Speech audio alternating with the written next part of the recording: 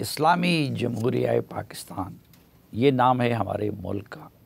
اسلام کی جو حالت اس ملک میں کی گئی ہے اس پہ تو پھر کسی اور وقت بات کریں گے، لیکن جمہوریت کے لیے دو چیزیں لازمی ہوتی ہیں، ایک سیاسی جماعتیں اور ان سیاسی جماعتوں کے اندر جمہوریت، اور دوسرا پھر آزادانہ اور منصفانہ انتخابات۔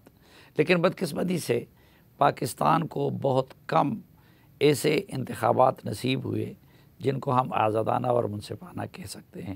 اب ہم ایک بار پھر انتخابات کے میدان میں جا رہے ہیں۔ 8 فروری کو ملک میں عام انتخابات ہو رہے ہیں، لیکن ابھی سے سیاسی جماعتوں کی طرف سے یہ سوال اٹھ رہے ہیں کہ یہ الیکشن نہیں ہوگا، یہ سلیکشن ہوگا، پری پول ریگنگ ہو رہی ہے، لیول پلینگ فیلڈ نہیں مل رہا۔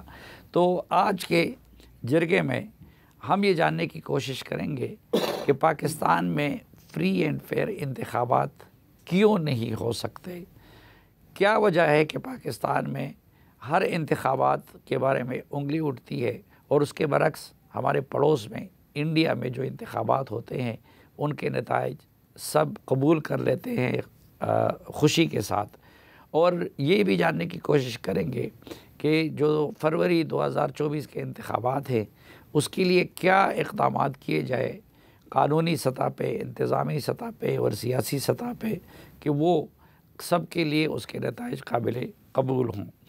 میں گلے کی خرابی کے لیے معذرت چاہتا ہوں آپ سے بھی اور اپنے مہمانوں سے بھی، اور آپ مہمانوں کا تعارف کرائے دیتا ہوں۔ جناب بیرسٹر ظفر اللہ صاحب کسی تعارف کے محتاج نہیں ہیں، سابق وفاقی وزیر قانون ہے اور آئینی امور کے ماہر ہیں۔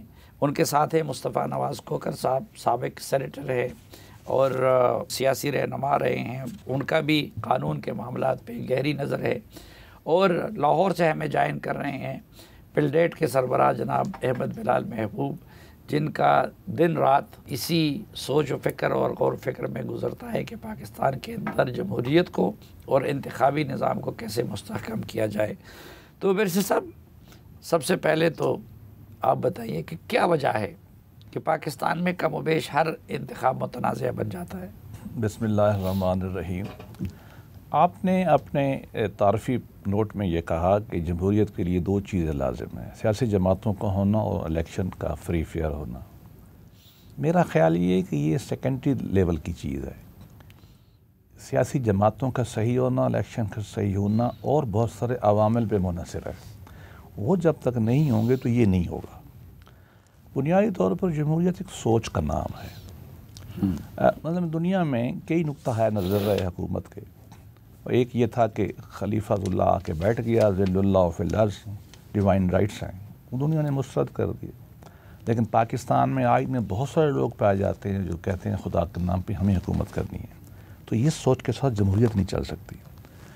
دوسری جو دنیا میں تھیوری رہی، دنیا میں عمل رہا، وہ یہ ہے کہ میرے پاس بندوق ہے، میرا قبیلہ بڑا ہے، میرے پاس ٹیریٹری بڑی ہے، تو میں rule by force power. Pakistan میں یہ قائم ہے۔ بڑے قبیلے، اسٹیبلشمنٹ، سول سروس، جتنے بھی لوگ ہیں وہ سارے کہتے ہیں کہ نہیں، طاقت کا سرچشمہ جو ہے نا وہ ہمارا طاقت ہے۔ تیسرا نظریہ جو اب دنیا میں چلتا ہے، اسپیشلی یہ جو فرینچ ریولوشن اور روسو والٹیئر کے بعد اور لاک صاحب کے بعد، انہوں نے کہا کہ نہیں، اقتدار کی بیسس جو ہے وہ کنسنٹ آف دا پیپل ہے، پیپل ریپرزنٹیشن، جس کو ہم جمہوریت کہتے ہیں۔ جب تک لوگ اس کو مانیں گے نہیں، اس سوچ کو، جمہوریت کہاں سے آئے گی؟ پاکستان میں تو فنڈامنٹلی اس سوچ کو مانا ہی نہیں جاتا کہ عوام کی ریپرزنٹیشن ہونی چاہیے۔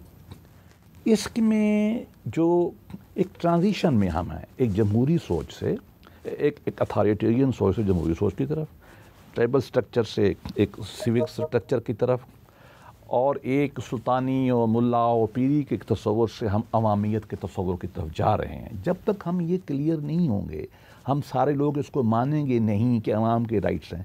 نہ مذہبی کلاس عوام کی رائٹ کو مانتی ہے، نہ پولیٹیکل ایلیٹ عوام کی رائٹ کو مانتی ہے، نہ پاکستان کی اسٹیبلش مانتی ہے، نہ پاکستان کے جوڈیشری اس کو مانتی ہے، نہ اس کو پاکستان کا بزنس مین مانتا ہے، نہ ہی پاکستان کا سول سروس اس کو مانتا ہے کہ رائٹ ٹو رول کس کا ہے۔ لیکن بیرسٹر صاحب، یہ عوامل جب تک یہ ٹھیک نہیں ہوگا نہیں ٹھیک کر سکتے آپ۔ یہ عوامل جن کا آپ نے ذکر کیا یا یہ جو تلخ حقائق ہے، یہ تو بڑی حد تک انڈیا میں بھی موجود ہیں۔ نہیں، لیکن انڈیا میں نہیں۔ مثلا ادھر مذہب کا رول ہے، فرق ان کی سیاست آپ میں کہیں تو میں فرق بیان جی کر جی دوں۔ جی دیکھیے فنڈامنٹلی پاکستان کی پولیٹی میں مذہب کا جو رول ہے ڈے ون سے آج تک اس نے پاکستان کی پولیٹی کو ارسٹ کیا ہوا ہے۔ کبھی طالبان بنتے ہیں، کبھی لبیک بنتی ہے، کبھی طریق قادیانیت آ جاتی ہے، کبھی جو ہے ہمارے کشمیر میں جہاد ہو جاتا ہے، افغان جہاد ہو جاتا ہے، یہ سارا اسی ایک کا حصہ ہے۔ انڈیا میں یہ نہیں ہے۔ انڈیا میں اب اگرچہ وہاں اسٹرانگ سیکولر ٹریڈیشن ہے، گاندھی سے لے کر جواہر لال نہرو سے لے کر اب آ کے ہندو وطا جب سے اس نے انٹروڈیوس کیا ہے اپنے آپ کو مذہب نے باڈی فیبرک میں، گڑبڑ ہو گئی۔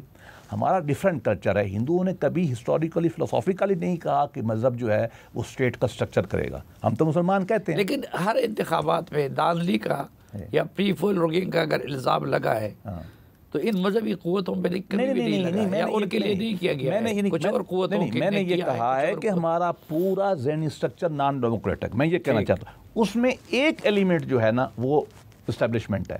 اب وہاں آپ تماشا دیکھیں، ہر دانشور بیٹھ کر رات کو کہتا ہے ریاستی ادارے، اسٹیبلشمنٹ کا نام ہم نے کیا رکھا ہو۔ اب یہاں ایک منٹ ٹھہرے، یہی فنڈامنٹل فلا ہے۔ ریاست کی ڈیفینیشن میں سب سے پہلے عوام ہوتے ہیں، پھر ٹیریٹری ہوتی ہے، حکومت ہوتی ہے، ساورینٹی ہوتی ہے، ٹھیک۔ حکومت کے اندر کیبنٹ ہوتا ہے، پولیس ہوتا ہے، آرمی ہوتی ہے، ٹھیک۔ تو ریاست کے 3 بڑے ستونوں میں سے ایک ستون کے ایک حصے کو ہم ریاست کہہ رہے ہیں پاکستان میں۔